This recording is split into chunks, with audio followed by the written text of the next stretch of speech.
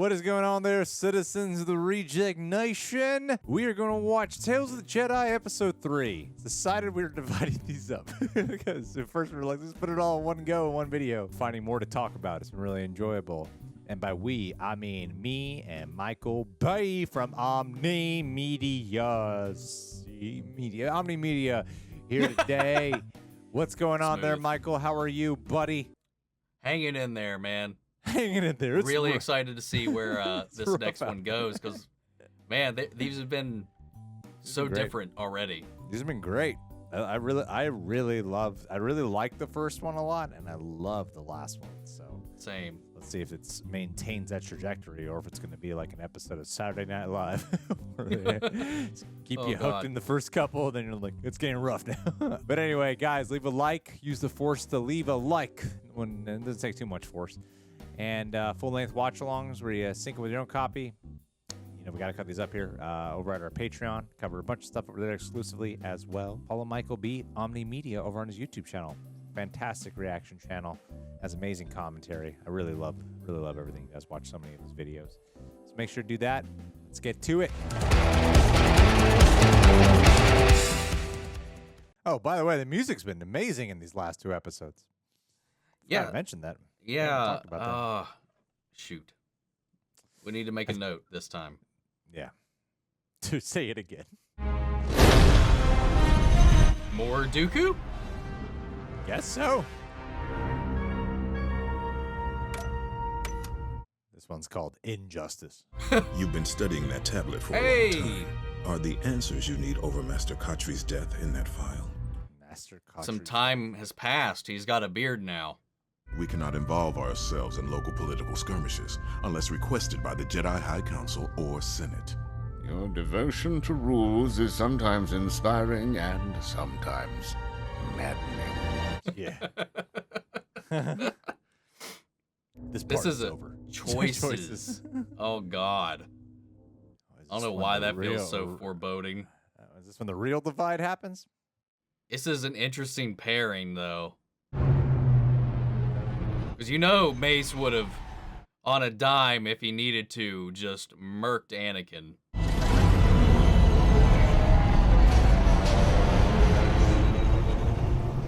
Wonder how much time has passed. Enough for that schmexy beard, man. Welcome to Raxus Secundus. I am Jedi Master Windu, and this is Master Dooku. We are here to see Senator Larrick. We are saddened by what happened to Master Khatri. She was well respected and will be missed. Bullshit. I will take you to Senator Larrick. Dude, those claws. I know. Wakanda forever. I was contacted by these rebels. I confided as much to Master Khatri when she arrived. Being the Jedi that she was, she refused to let me out of her sight. And she paid for it with her life. This guy's full of shit. Yeah. This is shady as... Dude. Yeah. I'd like to see where you and Khatri went to meet this informer. To go back there and relive the incident would be heartbreaking. Yeah, okay. We responded to the Senator's distress signal. By the time we arrived, it was too late to save Master Khatri. Let us be on our way.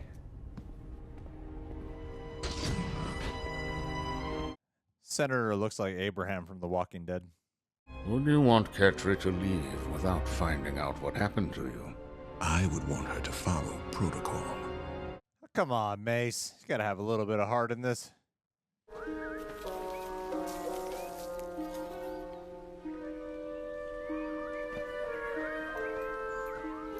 So she struck that tree with a lightsaber.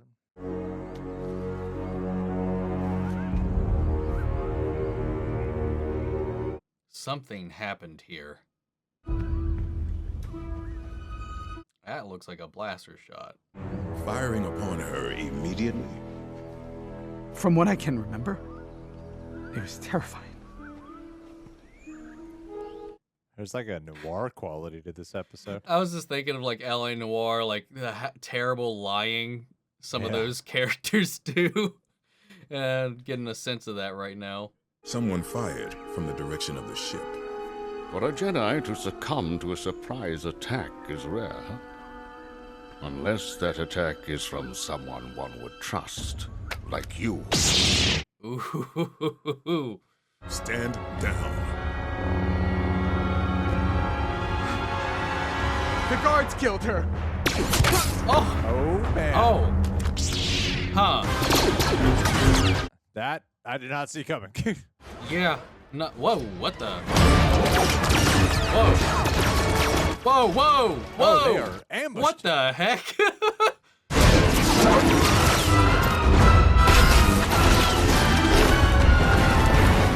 Gee.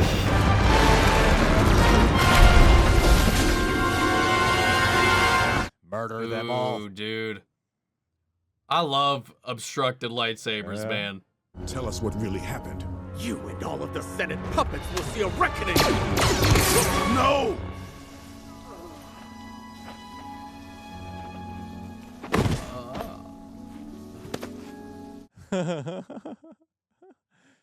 So I guess the quote unquote rebels just infiltrated his security. We are part of a group who learned Larrick was using his Senate seat to become rich at the expense of our people and planet.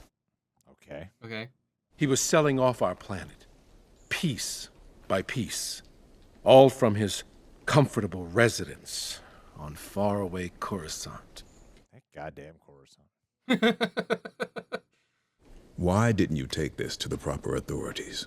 Jedi are lapdogs of the Senate. Their bidding always comes first. Jedi claim peace, but mostly keep law and order for the rich and powerful. Exactly. We were just talking about this in the last episode. Yeah.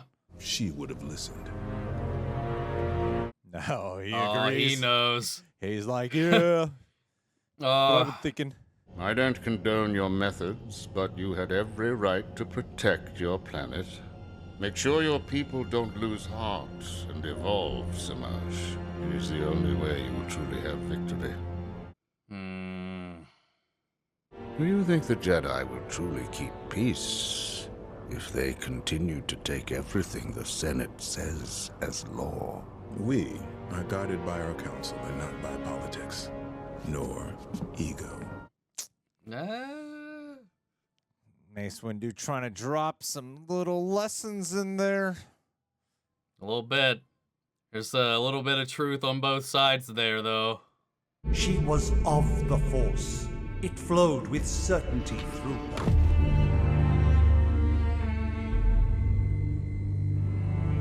Someone's looking uncertain, though.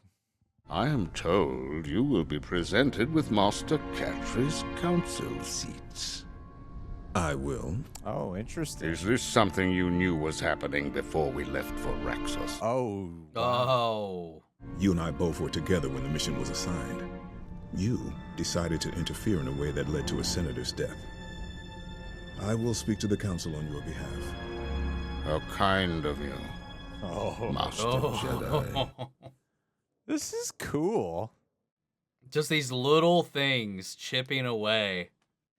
Getting these origin tales and these little chunks. With great music in it, too, by the way. Yes, man. That good music is we great. completely remembered to We mention. gotta mention the music. It was great. By Kevin Kiner.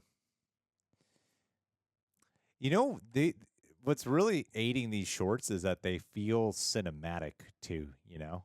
Like they don't just feel like sorry, I didn't know if I was recording or not. Like I would have sucked. They don't just feel like, cause some like there are episodes of Clone Wars that at times felt like this is true. Like so much of the last season, especially felt like so cinematic. Yeah, for sure. And they would usually pick and choose their episodes that would feel that way. And I think like each one of these really do, like, to sound ultimately pretentious, the film part of short film feels very present. You know what I mean? Mm-hmm. So For sure. yeah, no, this was great. And then even like the distrust, because you could feel there's like a camaraderie and a kinship with them, even though there's a difference in ideologies and questioning a mythology between them, methodology between them. But that little stinger at the end there with him getting the council seat is like creates that bigger divide again of can he really trust anyone here? Like there is a divide of distrust, and especially when it was the seat of the person they were investigating. Exactly. Like it almost seemed like there was an agenda. Before they even left. I don't know whether there was or wasn't. It's already too late. That with all these other kind of like seeds that have been planted with Dooku from the other things he's seen. Exactly. From every compared to the episode 1 to episode 2 from Ahsoka to that first Dooku story. This one, there was a big divide as far as like the tones and what we were tackling there, but this one really accentuates the one that came before, and we almost pretty much are just picking up with those same breadcrumbs and seeing like more pile on top of it. Yeah. 1000%. With the investigation, with another world that is being abused by their senator, by Coruscant, and the Jedi being just so far removed from the actual people that are being governed that they're supposed to protect, and that there's whether they see it or not. And I think like that's one of the things too is like when he questioned Mace about before they left about whether or not are we doing the right thing here, or if this person would have come to the Jedi, would they have been heard?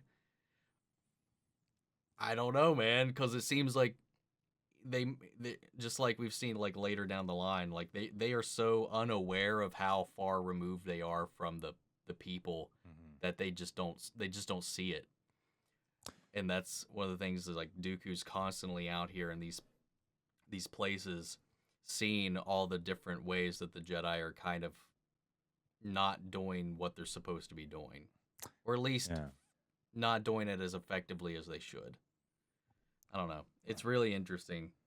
It's good stuff. I mean, especially with the way they're handling Dooku. He's kind of like on that. I think the terminology is a self-fulfilling prophecy, where he's already got the beliefs, and any little you have Mace Windu who can hear out what that guy was saying, that guard. Which, by the way, good twist on it, because it was like, seems so obvious, like, oh, it's obviously the senator here, and then like, oh, what? It's the complete opposite. Actually, it was a nice flipper, a nice switcheroo there. But the self-fulfilling prophecy side is, like he'll interpret and the way he digests information is going to be different than like Mace Windu will hear the exact same thing, and obviously Mace Windu does not go down the dark path, where Dooku will hear that and go, "See, I'm being proven right. It's just the more we get, the more right I am." When all Mace Windu was doing was just following protocol. He's like, but Dooku is looking at him with suspicion. He's like, I was there. Yeah. With you. Like maybe the council had this agenda beforehand, but like he's so disillusioned at this point. Like you said, any new piece of evidence, he's just like, aha! Yeah. Told you.